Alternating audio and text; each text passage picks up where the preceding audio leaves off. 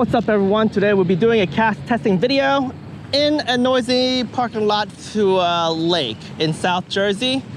So yeah, apologize for the noise. I'm here around this area, so I decided to take a few moments of my day just to do a few casts using specific lures. Now, this is the KastKing Valiant Eagle, your second official BFS baitcaster, bait finesse system. That's what BFS stands for. It's a terrible translation from Japanese trying to say ultralight bait casting reel, okay? So for those who are new to my channel or just start watching my videos, I noticed that you guys are all asking about what does BFS stand for. Let's just call it ultralight bait caster. That's what it is, and that's what we're doing today. We're actually ultralight fishing with a bait caster, okay? So Valiant Eagle is KastKing's third official BFS reel.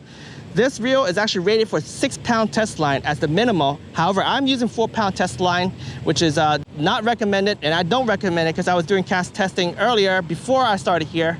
And you see these wrinkles here? That is because it's so thin that it actually goes into the spool. So for those who are into super ultralight, 2-pound test line and stuff like that, you guys don't want to use this reel. Oh, look at this. Look what I found. A popper and a brand new rod. For the rod I'm actually using today is the KastKing Max Steel. I've done a review of this rod before earlier this year. You guys check out the top right hand corner. But it's a twin tip rod. I'll be using the ultralight, not the light version. So this is rated for 2 to 8 pounds line, 1 to 8 gram lures. And this one right here, my friend, is a 1/16 ounce ice fishing jig. This is the first lure we're gonna throw. We start off with the lightest thing, see how this reel performs. I'm gonna put this at 8 breaks. Let's go. All right, so distance-wise, as expected, I think most of my BFS reels out of the box will cast approximately that distance, and actually adjusted for that so that it doesn't go straight, over crazy to the left. But it does go to the left a little bit because I'm the one who's casting, right? I adjusted my cast. So definitely would need micro bearings. Ooh, I saw a bluegill right here that came up and swipe. I don't know if they're gonna take this or what. Oh yeah, they probably want it. They see it jigging. Anyways, let me just see if I accurately get it ahead of them. So yeah, overhead hand cast, terrible entry. See, I just did a cast and it went to the left. I was trying to go back to my normal casting abilities. There, I compensated. Oh, here we go, got a fish. Oh yeah. What do we have here? Sunny.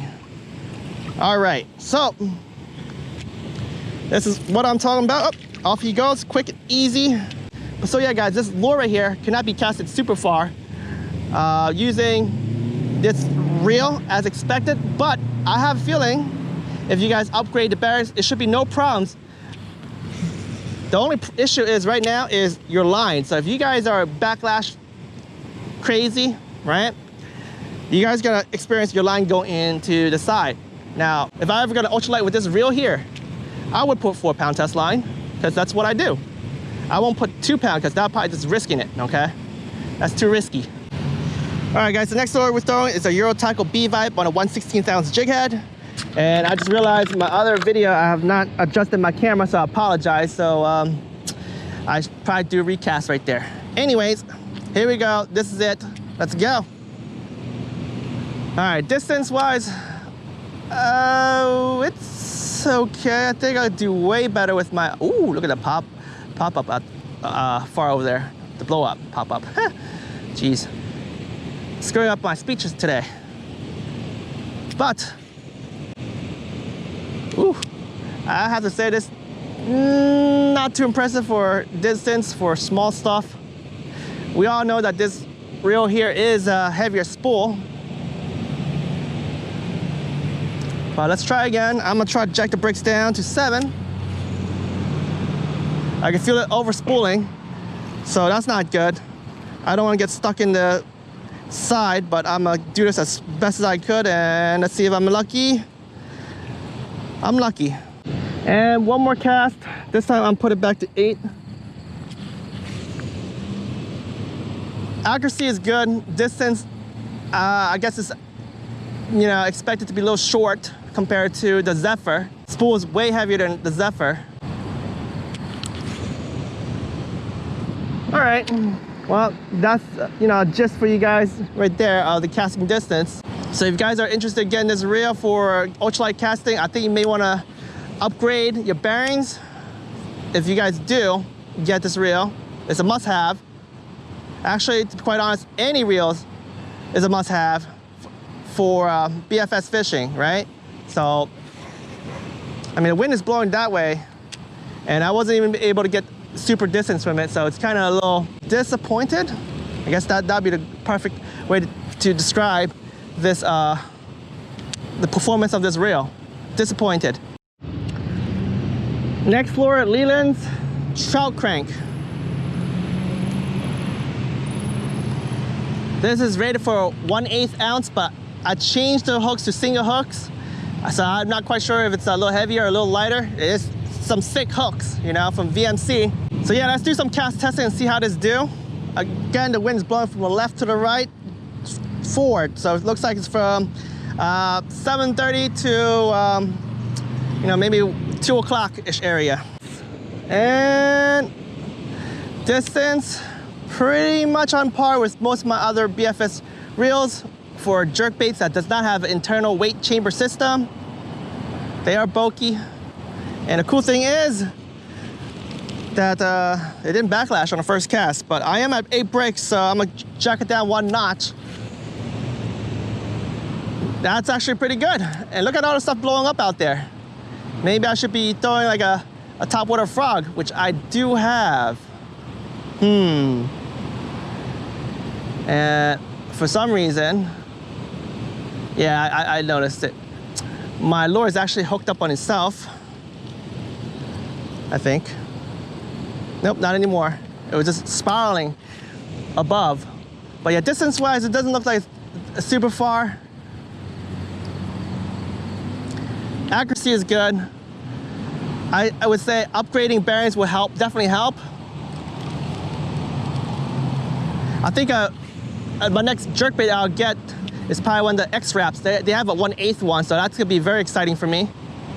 I usually love throwing those bigger ones for pickerels and bass. See, I'm casting towards with the wind going this way now into the road because I want to see how the wind impacts it. Impacts it just a little bit.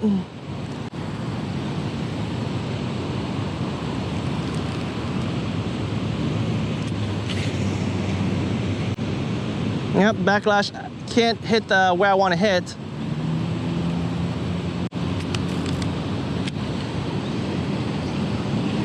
With a backlash, which I fixed without the line getting under, so I'm happy. And that's the last cast. I went a little bit to the right because of the wind. But you know, distance-wise, like I said, with the wind going that way, definitely going further than what I anticipate, made it a lot easier.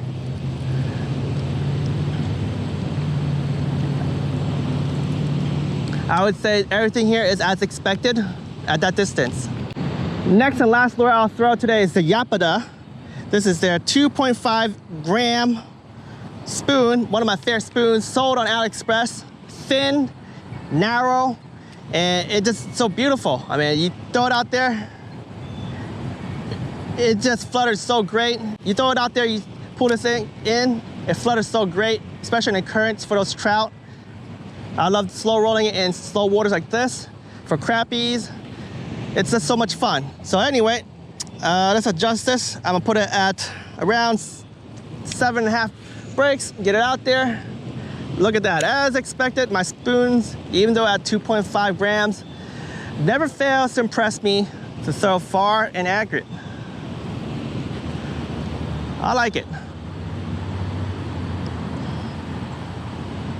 I think I said 2.5 grams. I actually meant 2.8, I believe. So my bad. Whatever I said earlier, you know, make sure you guys, so whatever I said earlier, you know, if I said 2.5, my bad. It's really 2.8.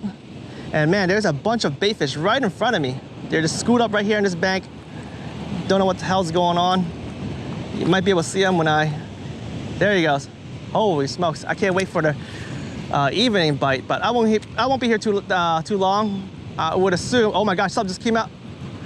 Oh my gosh, there's something right there, and I saw it come after my spoon. So let's see what it is. Some sort of sunny. Woo! That is pretty cool. Looks like I'll be casting over there. Aye. Bluegill. He swiped it, missed, and actually got his underneath his gills outside. Aye. All right, he unhooked himself. Off you go, buddy. But yeah, reeling this guy in. Small little guys, they fight so well in these ultralight setups. I love it. That is distance, guys. That's why I like throwing spoons.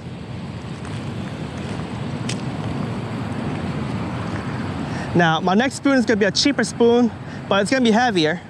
It's gonna be at 3.5 grams. And this is the typical stamped out spoons that you'll see on AliExpress selling at very cheap price. So for anyone who's on a budget, you guys will love it. In fact, I'm gonna show it to you right now before I tie it on, so you guys see a side-by-side comparison, okay? And you guys will see the shape. This is it. See that? Everything looks very similar, but it's wider. It's a little S, it's an S shape, okay? A little wave. And as you see, they stamped out 3.5 grams. Very good, you know, standard spoons that I say that just work. So you guys in a budget, you guys need to get some of these. You could technically get these in silver or gold, okay? And you guys can paint it yourself if you guys want. You guys get your own split rings, your favorite single hooks or treble hooks, whatever you guys want to use. And hell, man, you have at it. All right, here we go. 3.5 grams. This should go super far. Oh, look at that. That is distance. I don't think it was that much further than the other one, but maybe because of the wind. So let me just jack this baddie in, and look at that. It is spiraling, so it's pretty good. Oh, it's hit some weeds. Let me just twirl this guy in, super duper buzzing style. And now I will sew it this way. Oh yeah, definitely a little further than the other one due to the 0.5 gram more.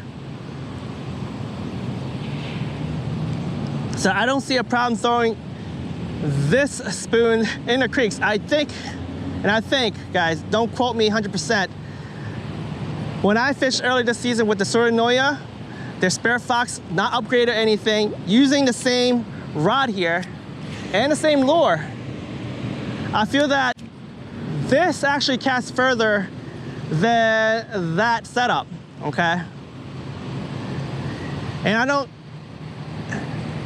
And I truly think that that's possible because that spool is pretty heavy itself, the Spare Fox spool, and it's a long shaft spool versus this is a short shaft spool. So the only problem is, like I said, the line. You need 6-pound test line, which should be okay if you're throwing something this heavy and you're spoon fishing in streams for some big gnarly trouts. But if you use like super thin stuff and you must throw only thin stuff, thin line for those ultralight lures, this is not the reel for you. In fact, Spare Fox wouldn't be that either. I think Zephyr would be. Or maybe you just got to go JDM. Who knows? We'll be playing with some JDM reels soon, so stick around for that. All right, guys, I am back at the lab. I got to do my extra here because it was just too noisy over there with all those cars driving by, but I would enjoy fishing there again, likely some other time where there's not a lot of traffic. It was Friday and Labor Day weekend, and yeah, I think everyone's trying to beat the shore traffic and get to the shore one last time before everyone gets to school. But anyway, back to this guy here. A couple things I want to wrap up this video with so you guys can take away. First and foremost, I thought that this reel could cast some of these lures relatively good for this heavy spool. And I think the reason why is because the spool is a short shaft spool. Just to do a quick comparison, okay? So this is Spare Fox here from Surinoya. This is one of my favorite reels until this year I started buying more, right? The Zephyr is easily my favorite. But anyway, out of the box, I think the Valiant Eagle performed better. And now that I have micro bearings on Spare Fox, I think it makes me want to put this micro bearings onto the Valiant Eagle too. But I don't think I would do any more ultralight fishing because of the 4-pound line issue. With the 4-pound line, You know, just too thin. The line recommendation for this reel is actually 6-pound mono. So 4-pound definitely has been giving me a little bit of trouble. I haven't backlashed a lot, to be quite honest, but I think every other backlash, if it's a bad one, it does have a high chance of getting into the side of the spool into your reel, which is a bad thing. Now, the good news is that if you guys want to fish ultralight, this is it right here, okay? This wing right here, you know, sometimes, even with Spear Fox, a 4-pound test line sometimes could get in there. And the hassle for me is, you know, trying to take it apart, put the side plate into my pocket, which have dust and everything, you know. This, you know, just leave it hanging, then you take it out, you fix your little tangle, and back you go. That's the benefit. So you guys really want to do it, I think you still can, but it's not something I want to do in the future. If you guys really want me to actually take these bearings, which I have Ray Studio micro bearings, these purple stuff here, you see that? Tiny little bearings. It'll allow me to cast lighter lures, definitely further for the lightest ones, definitely more accurate. So if you guys want to see it, I might do it sometime in a cooler season. But what I really want to do most with this reel is medium light fishing. So I'll probably spool some braided line, do some snakehead fishing, or drop shot fishing, which I mentioned in one of my other videos that I have high interest in showing you guys. In fact, I haven't drop shot for a long time, but I did it with my Spartacus and my Para-G medium light rod, and it was hella fun. So I think I want to do it again before fall transition over. One more thing I want to mention is that their fishing rods, the Valiant Eagle rods, I know it says that those rods line recommendation is like 2 pounds for even the BFS casting rods, which left me confused because this reel says recommendation is 6-pound test line. And yeah, that rod says 2. So I guess they anticipate folks buying other reels for their Valiant Eagle rod. Who knows? I'm confused. I'm not gonna say any more. But I hope you guys enjoyed this cast testing video. It was pretty fun. I like fishing new spots. So maybe I'll try some more spots elsewhere instead of fishing at my typical, you know, neighborhood pond. Anyhow, guys, stay tuned. I definitely will use this reel a lot more often this fall, and hopefully I'll use some other reels as well. I thank you guys for watching. The fish don't wait. Get out there, catch some fish. But if you guys are busy and you guys want to watch my fishing adventures, don't forget to hit the subscribe button, smash that like button. And I thank you guys. Have a great weekend.